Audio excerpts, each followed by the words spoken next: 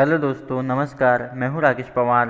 आज हम देखेंगे हमारा चैप्टर नंबर 5 जो कि है रूलर्स एंड बिल्डिंग। इससे पहले हमने चैप्टर देखा था मुग़ल एम्पायर और उससे पहले देखा था दिल्ली सल्तनत। हम सारे चैप्टर को कंप्लीट करते जा रहे हैं। यह हमारी शॉर्ट नोट्स है या फिर बोले तो समरी है। तो देखते हैं हमारा पहला पॉइंट क्या है। Between the 8th and 18th century, kings and their officials built two kinds of structure. The first were structure of grand laws, while second were structure of public activity. अब इस चैप्टर के अंदर हम देखेंगे जो राजा महाराजा हुआ करते थे और उनकी जो बिल्डिंग हुआ करती थी वो किस तरह की हुआ करती थी। तो जो कंस्ट्रक्शन का जो काम हुआ करता था 8 और 18 सेंचुरी के बीच में, वो दो तरह से हुआ करता था। एक जो हुआ करता था वो हुआ करता था पब्लिक के लिए, पब्लिक एक्टिविटी के लिए, और एक जो हुआ करता था ग्रैंड लूज, राजा के लिए।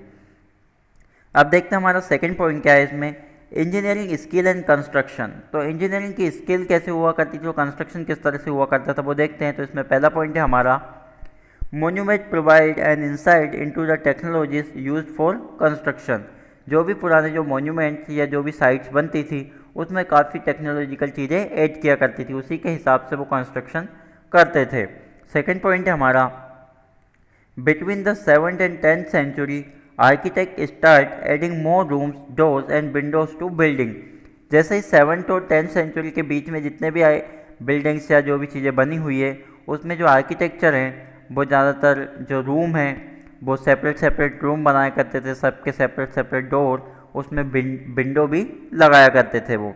थर्ड है हमारा, roof, door and window were made by placing a horizontal beam across two vertical column, a style of architecture called ट्रीबेट और कोरबेल्ट। जो रूफ होती थी, जो छत होती थी, जो दीवारें होती थी और जो विंडो होती थी, उनको बनाने के लिए वो हॉरिजॉन्टल बीम लगाते थे, उसी के हेल्प से वो बनाते थे। हॉरिजॉन्टल और वर्टिकल कॉलम जैसे कि आज के हम जो घर देखते हैं हमारे, इस तरह के वो बनाते थे जिसमें स्टोन का यूज़ करते थे, उसको बोलते थे वो ट्रीबेट या फिर कोरबेल्ट। फोर्थ पॉइंट है हमारा, to technological and stylistic development from 12th century are accurate architecture from a use of limestone mixed with stone chip that led to faster construction। और दो तरह की टेक्नोलॉजी को वो यूज़ करते थे। पहली जो थी वो आर्कुरेट थी, दूसरी जो थी आर्किटेक्चरल थी। तो उसमें वो स्टोन का या फिर किसी आयरन पीसेस का यूज़ करते थे, मेटल का यूज़ करते थे। अब हम बात कर लेते हैं building, temple, mosque and tank के बारे में। तो इसमें हमारा पहला पॉइंट है, temple and mosque were beautifully constructed because they were places of worship and meant to demonstrate the power, wealth and devotion of the patron. जो टेम्पल और जो मॉस्क, जो मंदिर और मस्जिद हुआ करते थे, उसको वो बहुत अच्छी तरीके से कंस्ट्रक्ट किया करते थे क्योंकि वहाँ पर वो वर्शिप करते थे। वहाँ पे वो अपनी वेलनेस के लिए, अपनी वेल्थी लाइफ के लिए भगवान से या ईश्वर से क्या करते थे, वो दुआ मांगते थे। सेकंड पॉइंट है हमारा, the largest temple were all constructed by king, the other lesser deities in the temple were gods and goddess of the allies and subordinate of the ruler. एक जो बड़ा सा मंदिर होता था जो राजा बनवाता था, वहाँ पर जो गॉड और गॉडेस है उसको दिखाया जाता था, और बाकी के जो छोटे छोटे रूलर थे वो छोटे छोटे डाइटीज़ के लिए, अपने जो देवी देवता हों उनके लिए बना दिया करते थे वहीं पर सब ऑर्डिनेट। मतलब एक बड़ा सा मंदिर होगा जिसमें एक जो मेन जिसके लिए बनाया है उसकी बड़ी मूर्ति होगी, और बाकी के जितने भी डाइटीज़ हैं उनकी छोटी छोटी मूर्तियाँ वहाँ पर देखने को मिली है। थर्ड है हमारा, Muslim sultan and badshah did not claim to be incarnation of God, but Persian court chronicle describe the sultan the shadow of God. जो मुस्लिम सुल्तान हैं उसके अकॉर्डिंग हमें बताया गया है कि जो गॉड है वो और कोई नहीं है, वो क्या है, एक जो हमारा सुल्तान है वही है, और जो गॉड है वही क्या है, हमारा सुल्तान है। और इसलिए उन्होंने सुल्तान को क्या बताया था, शैडो ऑफ गॉड। जो हमारा गॉड है उसकी जो छाया है वो कौन है, तो वो सुल्तान है। फोर्थ पॉइंट है हमारा, as each new dynasty came to power, kings wanted to emphasise their moral right to be ruler. जितनी भी नई नई डायनेस्टी जहाँ पे आई जाती थी तो उसका जो मेन जो पावर होती थी वो किसके हाथ में होती थी, तो वहाँ का जो राजा होता था उसके अंडर होती थी। फिफ्थ पॉइंट है हमारा, It was widely believed that the rule of a just king would be an age of plenty when heaven would not withhold rain. और वहाँ के जो पीपल थे वो ऐसा बिलीव करते थे, ऐसा मानते थे कि जो राजा है वो क्या है, उनके लिए भगवान के समान है, उसकी बातों का वो पूरी तरीके से पालन करते थे। नेक्स्ट जो हमारा पॉइंट आता है वो है हमारा वाई वेयर टेम्पल डिस्ट्रॉय, जहाँ जो टेम्पल थे उनको क्यों डिस्ट्रॉय किया जाता था। तो देखते हैं, नंबर 1 है इसमें, since king build temple to demonstrate their devotion to god and their power and wealth, they attack and targeted this building when they attacked one another kingdom। जो किंग हुआ करता था वो जो कंस्ट्रक्शन है वो इसलिए करता था ताकि वो क्या कर सके, अपनी पावर को बढ़ा सके, अपनी वेल्थ को, क्योंकि जो गॉड के लिए मंदिर अगर वो बनवाएंगे, टेम्पल को कंस्ट्रक्ट करवाएंगे तो रेवेन्यू कलेक्ट करेंगे उसी के नाम पर। तो इसलिए वो क्या करते थे, जो दूसरे जो राजा होते थे उनके जो मंदिर बनवाया करते थे उनके ऊपर वो अटैक कर देते थे ताकि उस एम्पायर को वो डिस्ट्रॉय कर सके। तो इसीलिए मंदिर को वो डिस्ट्रॉय करते थे। सेकंड पॉइंट है, in the early 11th century when the Chola king Rajendra I build Shiva temple in his capital, he filled it with prize statues seize from defeated ruler. अब हम सेकंड पॉइंट में देखते हैं, 11th सेंचुरी में जब चोला के जो राजा थे राजेंद्र फर्स्ट, हमने देखा था 7th क्लास के सेकंड चैप्टर में, तो जो राजा थे उन्होंने क्या करा था, एक राजा को हराकर उसी की जितनी भी प्रॉपर्टी या जितनी भी चीज़ें उसने लूटी थी उसी को मिलाकर क्या बना दिया था, एक टेम्पल बना दिया था। अब हम बात कर लेते हैं guard and tomb and forts के बारे में। Number 1, under the Mughal architecture become more complex, Babur, Humayun, Akbar, Jahangir and Shahjahan were personally interested in literature, art and architecture.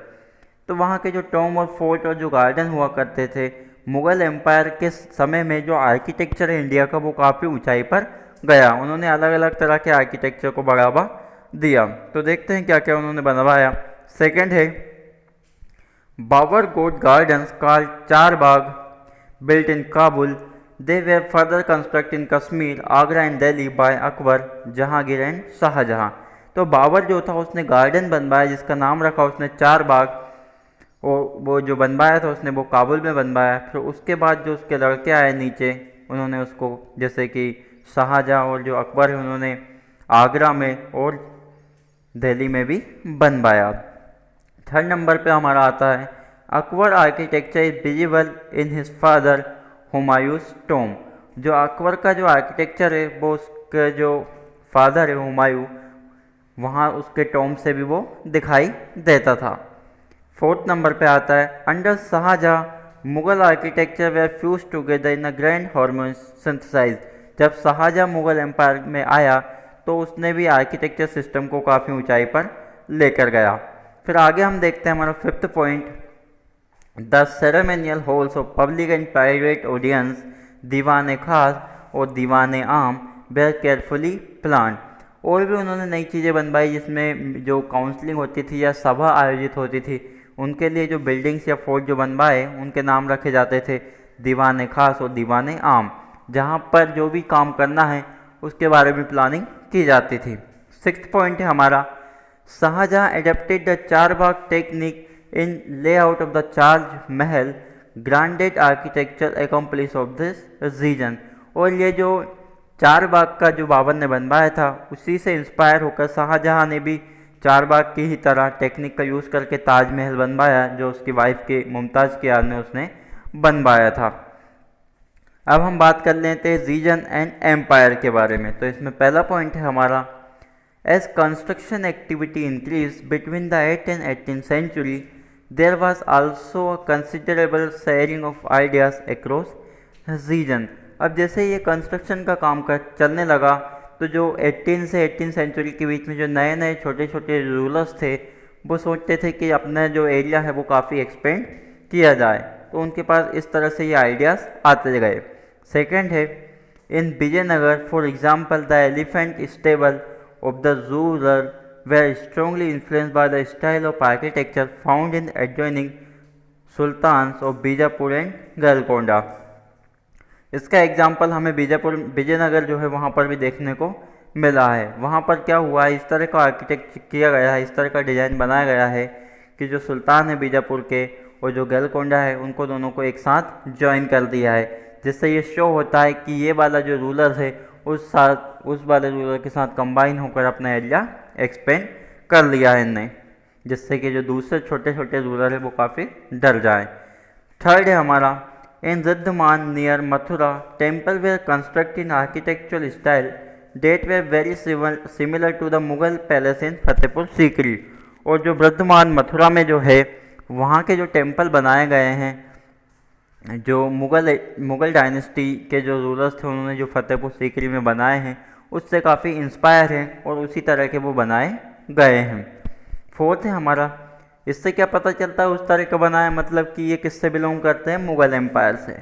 Fourth है, the creation of large empire that brought different region under their rule. This help in this cross fertilization of artistic form and architectural style.